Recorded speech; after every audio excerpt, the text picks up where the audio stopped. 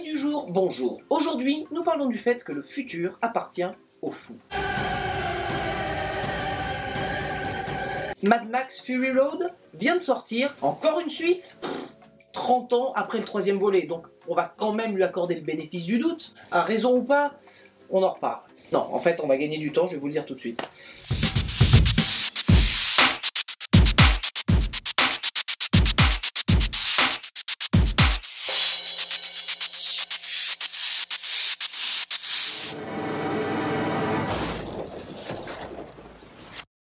Mad Max, c'est avant tout l'œuvre d'un seul homme, George Miller. Il est le créateur, scénariste et réalisateur de tous les Mad Max. C'est en contemplant les plaines arides de son pays natal, l'Australie, qu'il conçoit ce personnage, héros contre son gré dans un monde post-apocalyptique. Mad Max est l'un des pionniers du genre cinématographique post-apocalyptique moderne. C'est ce qui rassemble les codes du film de science-fiction avec les règles du western. Style depuis repris maintes et maintes fois au cinéma. Le premier Mad Max sort au cinéma en 1979, sorte de prélude aux aventures du justicier de la route, le Road Warrior. Un quoi? A serial killer.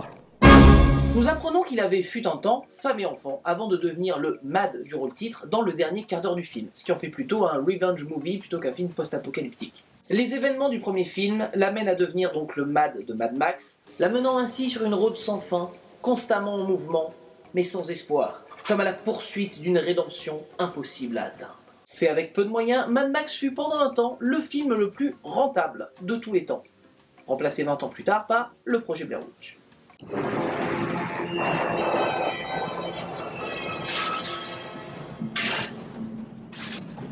Mad Max 2, le défi, sort lui 2 ans plus tard. Ici, à mes yeux, George Miller nous offre le meilleur épisode de sa trilogie. Mettant son personnage en position de héros contre son gré, défendant la veuve et l'orphelin alors qu'il veut juste continuer sa route, il lorgne cependant vers la seule denrée rare de son monde, l'essence. Priez pour qu'il soit encore là. Quelque part. En 1986 sort le très étrange Mad Max, au-delà du dôme du tonnerre, avec Tina Turner. On m'a toujours pas expliqué pourquoi. Mais il a l'air d'un vagabond. Étrange parce que 2 films en un. Une première partie un peu Mad Max version light, et une seconde qui consiste plutôt à nous faire Mad Max rencontre les Goonies, ou Mad Max et les enfants du pays imaginaire. Ça aussi, j'ai pas très bien compris. Nous sommes ceux qui attendent. Qui attendent quoi?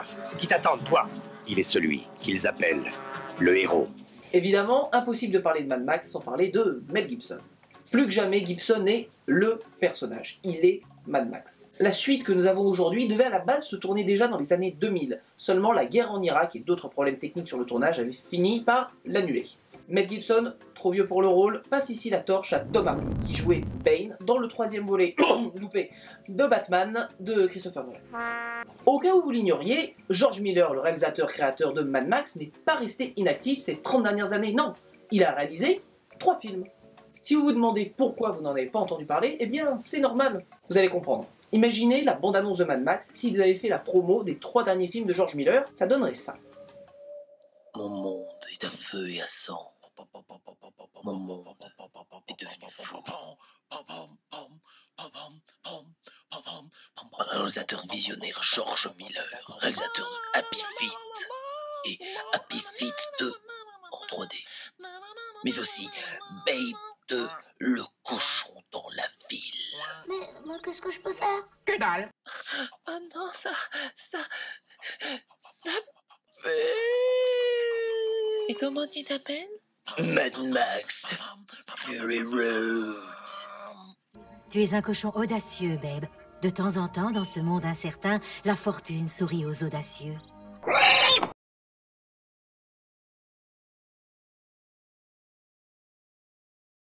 Au bout du compte, que dire de ce Mad Max Fury Road? En un mot, monstrueux. Et oui, je le dis dans le bon sens. Déjà, parlons de ce qui est évident si vous avez vu au moins la bande-annonce, le visuel est juste extraordinaire. Il y a carrément une idée visuelle à chaque plan. Et la photo, j'en parle même pas parce que... Sincèrement, le film donne l'impression que George Miller a noté dans un petit carnet toutes les idées possibles et inimaginables sur un Mad Max depuis 30 ans justement. Et il nous les livre toutes, ici, maintenant. Sans trop développer, il donne des pistes sur tout, ce qui donne en fait un univers vraiment foisonnant et passionnant. Plus que ce qu'il avait fait sur tous les précédents Mad Max. La mise en scène aussi est au top, l'intégralité du métrage étant quasiment que une longue scène de course-poursuite. Mais quelle course-poursuite! Miller en fait préfère rester sur caméra sur pied plutôt que nous mettre en immersion avec une caméra qui est tout le temps en mouvement et qui rendrait l'action gerbante, comme c'est très à la mode dans les films d'action aujourd'hui. Puis sincèrement, le mec a rien à apprendre, parce que c'est quand même l'un des maîtres, des pères des films de l'action moderne, Michael Bay et compagnie par exemple. Scénaristiquement, ceux qui penseraient que le film est vide de sens suite à mes propos précédents, l'intégralité du métrage étant quasiment que une longue scène de course-poursuite, eh bien détrompez-vous. Même si, certes, nous n'allons pas en profondeur dans toutes les émotions des personnages, nous sommes quand même avec eux investis d'une mission. Donnons au passage un message féministe, comme tout le monde le sait, les femmes sont l'avenir du monde, qui passe très bien, que cela soit au travers de la force de caractère des promises du grand méchant, ou la force tout court de Furiosa, leur gardienne, jouée par la toujours excellente Charlize Theron. Paradoxalement, même si certains critiqueront, non sans raison, le côté over the top du film, à un moment il y a quand même deux véhicules lents avec des mecs qui tapent sur des tambours géants et l'autre avec un mur d'enceinte et le mec avec une guitare électrique qui balance des flammes. Tout est pourtant parfaitement équilibré et logique dans l'univers présenté. Il y a de tout et juste ce qu'il faut, sauf l'action. Parce que si vous venez pour ça, et j'espère que vous venez pour ça, vous allez en prendre plein la gueule.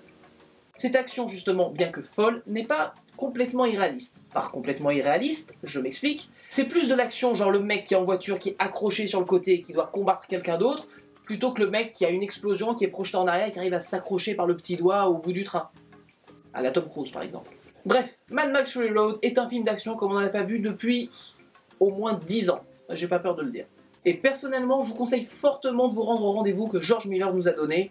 Ça fait quand même 30 ans qu'il nous attend. Niveau film d'action, c'est l'un des sommets. Verdict.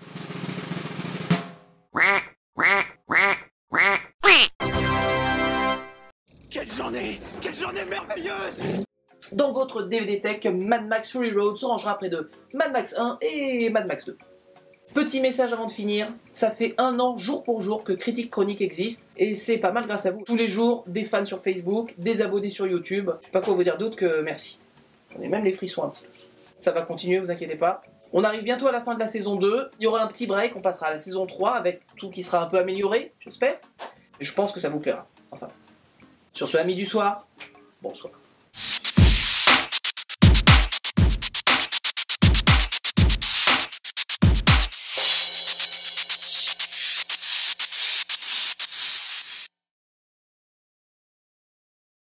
Paradoxalement, même si certains critiqueront non sans raison, ça va être dur, il doit pourtant, joli postillon, défendant la veuve et l'orphelin, ce qui donne un univers foisonnant, dans votre DVD Tech Mad Max Fury Road, attaqué par ses propres cheveux. L'Oréal, parce que je le vaux bien.